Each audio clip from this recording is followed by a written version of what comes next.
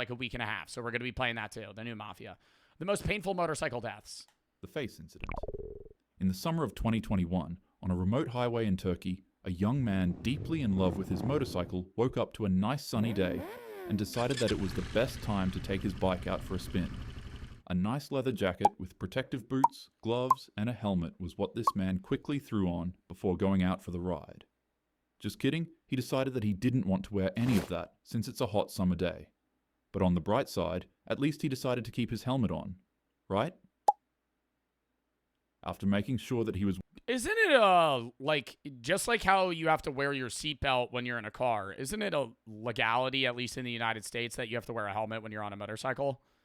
Not when you're riding like a bicycle, but like if you're on like a street bike, like you need a helmet. Wearing no protective gear at all. Because you're fucking dying. I mean, motorbikes, if you get in a high-speed collision on a highway, you're dead. But on a motorbike, you know, if you fall off and you have your helmet, you're more likely to live than, you know, your head smack in the fucking pavement. State to state. I think if you're riding a motorcycle on a highway and you're not wearing a helmet, that's just like idiot shit. I don't ride, like, do you guys wear a helmet when you ride a bicycle? You should. I don't. But if I was riding a motorcycle, I feel like I would need to wear a helmet. This rider would then take his sport bike for a nice calm ride of 120 miles per hour. After hitting the highways, the rider couldn't contain himself and began 120? 120 before the highways? Speeding as fast as possible on his bike. However, unbeknownst to him, a steep turn with a guardrail would appear on the highway out of nowhere. Unable to correct his path in... It's not even the steep turns for me. Whenever I see videos of guys like running it on a highway, going like 130, 140, I know you're going fast, so you're like somewhat more stable before you're wobbling. Like we're at wobbling speed where you can't control it. But if you hit a pebble, aren't you just crashing? If you're in a car and you're going 140, you hit a pebble, you might rock a little bit, but you're a fat-ass tire. Like, if you hit a fucking rock on a highway, you're dead, right? Like, you're not driving over that. Time, he was flung from the bike and hurled face first into the corner of a steel guardrail. The impact was so violent that it completely removed the entire front of his head and face. His eyes, nose, jaw, and facial skin were instantly torn away, leaving only the back of his skull intact.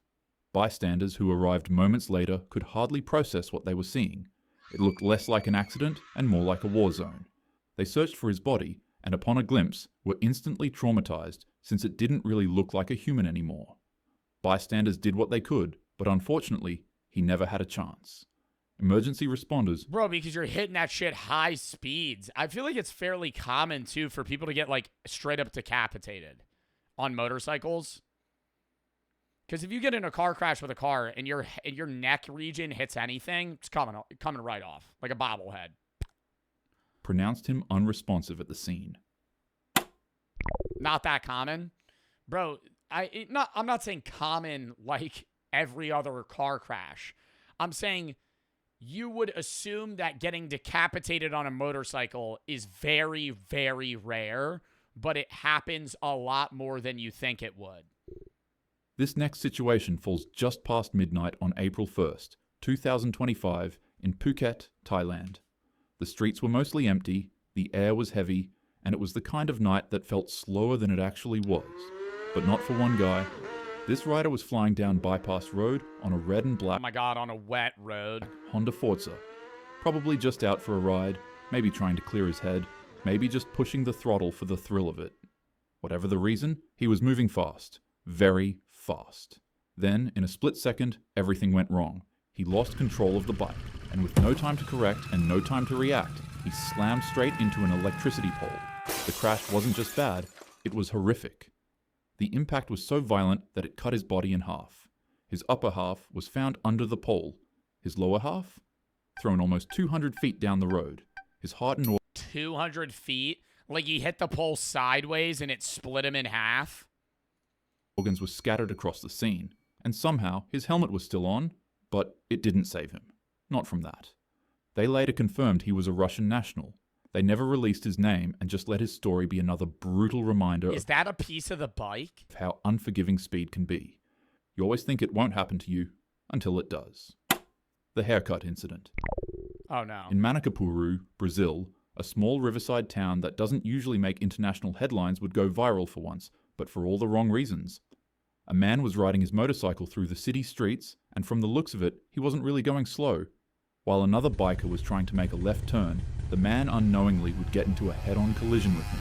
And the crash would be so forceful that it would launch him right off of his bike, straight onto his head. And surprisingly... Oh my god! Oh my god! Oh my god! And his head scrapes the asphalt and it peels his fucking skin off. The accident wasn't too detrimental. He only suffered a couple of cuts and sprains to his body. That's what I would say if he was wearing a helmet. But once again, this rider decided to ride without one. So... Instead, when he crashed and landed on his head, the force of the impact was so intense that it ripped the skin right off his scalp. It wasn't just a cut or a gash. His scalp was completely peeled back, exposing raw bone. And when I say raw bone, I literally mean that his skull, muscle, and the whole horrifying anatomy of a human head were exposed to the world. A lot of people were confused by the bizarre nature of the accident and couldn't really understand how it could happen to a person. But, horrifyingly enough, it happens a lot. The injury is called degloving. Imagine the skin on your body being torn off like a glove. Probably not the best thing to imagine, but that's what doctors describe. I mean, the skin on your head's got to be really thin, too, right? Like, I can feel, like, you can feel, I feel like if you literally just went, like, just like with asphalt, like you slid your face against the concrete, you would just see your bones. Describe it as, and you really think he lived? Dude, like, people live scalpings. Like, that's why I don't know how bad the impact was. You wouldn't die from that. It would be really painful. In, like, olden times, yeah, you would get infected and die later, probably bleed out. But that's what happened to this man. The fire truck incident. On the 15 freeway in Rancho Cucamonga, California. Oh, it's deaths. A routine night drive turned into a deadly inferno, and it all started with a motorcyclist and a semi-truck. The exact reason isn't clear. No one knows if the biker swerved, miscalculated, or just didn't see the truck coming. But what we do know is that he collided with the big rig at freeway speed, which is anywhere from 65 to 85 miles per an hour, and the impact was devastating. As if smashing into a semi-truck on a motorcycle isn't already bad enough, the biker would be trapped underneath the vehicle while its diesel leaked out of its fuel tank. And unfortunately for him, the sparks from the accident would light both his motorcycle and the 30,000-pound semi-truck up in a blaze. The truck driver was quick enough to escape, but once again, since the biker was trapped, he was engulfed in what would be known as one of the biggest fires the freeway had seen in years. This fire was so big that it took 3 fire engines to try to control the blaze, and the highway was shut down for hours. When they finally arrived at his body, they immediately called it. The sign incident. In Thailand, sometime around 2019, on a highway just outside of Bangkok, where traffic moves fast and helmet laws are, let's say, loosely followed, a guy, once again, not wearing a helmet, was riding his motorcycle at a high rate of speed, zooming in and out of traffic. While going down the road, his bike would randomly hit a pothole, and his attempt to avoid it would be where things went horribly wrong. Oh, swerves off, immediately falls off the motorcycle. He's going to, like, slide and get his head chopped off. He heavily swerved and got launched off his bike so forcefully that it'd throw him airborne and he'd go flying for a few seconds. Which actually sounds kind of fun. A few seconds. Bro.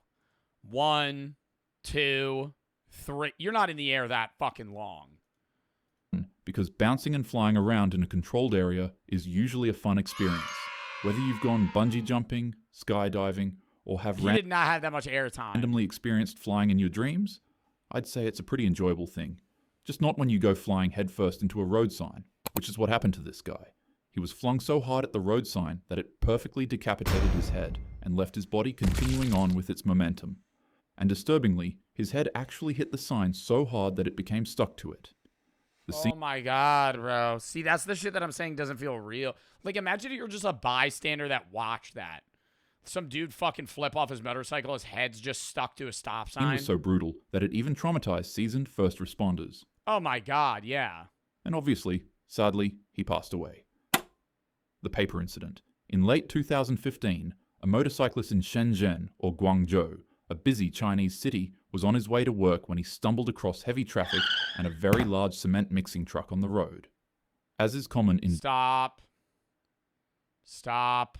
densely populated urban cities, he began lane splitting in between traffic to get through I thought he was going to get fucking, like, sucked into the fucking concrete machine or something. the cars.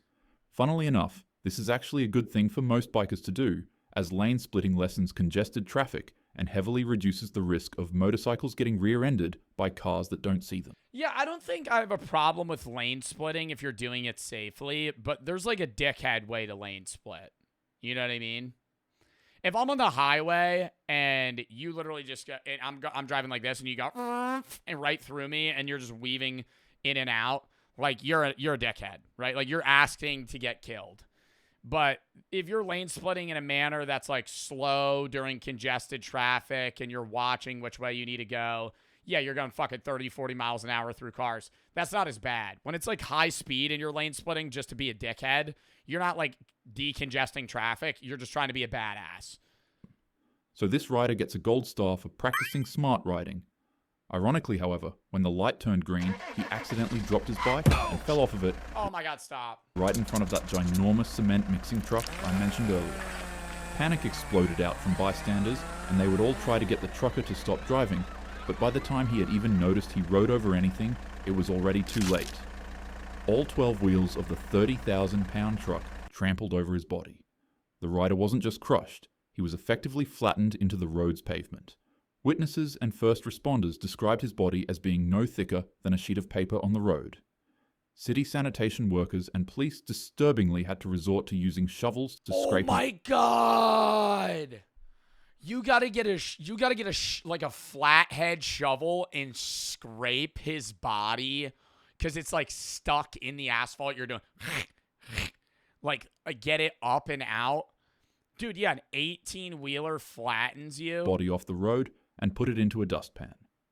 His body was so pulverized Oh my God. that he couldn't even be put into a casket for burial. I don't really know why you like traumatizing yourself with stories like these, but that's all for now. Have a happy... That one was bad. What is this? Oh my God, it's a puppy.